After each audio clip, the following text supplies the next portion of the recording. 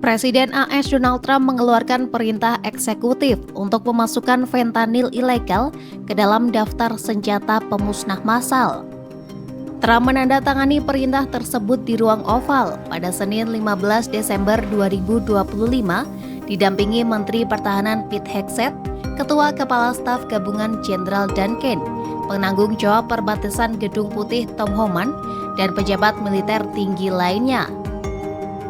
Menurutnya, krisis fentanyl merupakan bentuk perang paling mematikan dan ancaman militer langsung terhadap Amerika Serikat. Ia mengatakan zat tersebut telah menyebabkan kematian antara 200.000 hingga 300.000 orang setiap tahunnya.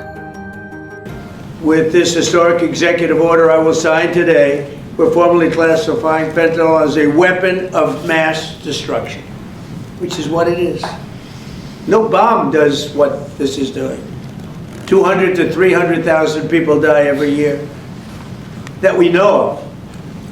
So we're formally classifying fentanyl as a weapon of mass destruction. Pengumuman itu disampaikan dalam acara pemberian medali kepada anggota militer AS karena peran mereka dalam melindungi perbatasan.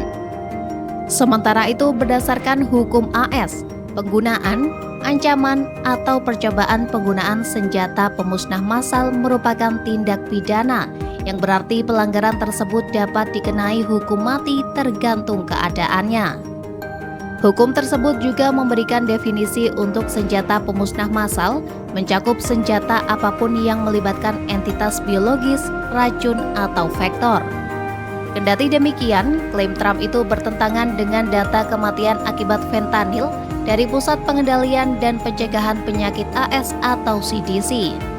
CDC melaporkan dari 80.000 kematian akibat overdosis di negara itu pada 2024, sekitar 24.000 diantaranya disebabkan oleh opioid sintesis.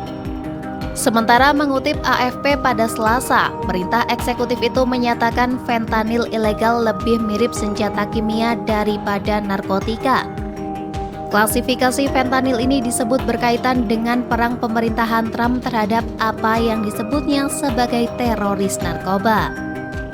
Hal ini mencakup kampanye militer yang menargetkan kapal-kapal yang diduga menyelundupkan narkoba dengan serangan yang telah menewaskan hampir 90 orang sejak awal September 2025. Namun kapal-kapal yang dihancurkan AS itu diduga mengangkut kokain, bukan fentanyl yang jauh lebih mematikan, yang terutama diselundupkan ke AS dari Meksiko, bukan melalui kapal dari Kolombia atau Venezuela. Trump juga menyertai serangan-serangan tersebut dengan pengerahan militer besar-besaran di Karibia, termasuk kapal induk terbesar di dunia dan sejumlah kapal perang lainnya. Serangkaian pesawat militer AS juga telah terbang di sepanjang pantai Venezuela dalam beberapa pekan terakhir. Trump dan pemerintahannya mengatakan target dari peningkatan kekuatan militer adalah perdagangan narkoba. Namun di sisi lain, Presiden Venezuela Nicolas Maduro menuduh Washington menggunakan penyelundupan narkoba sebagai dalih untuk memaksakan perubahan rezim di Caracas.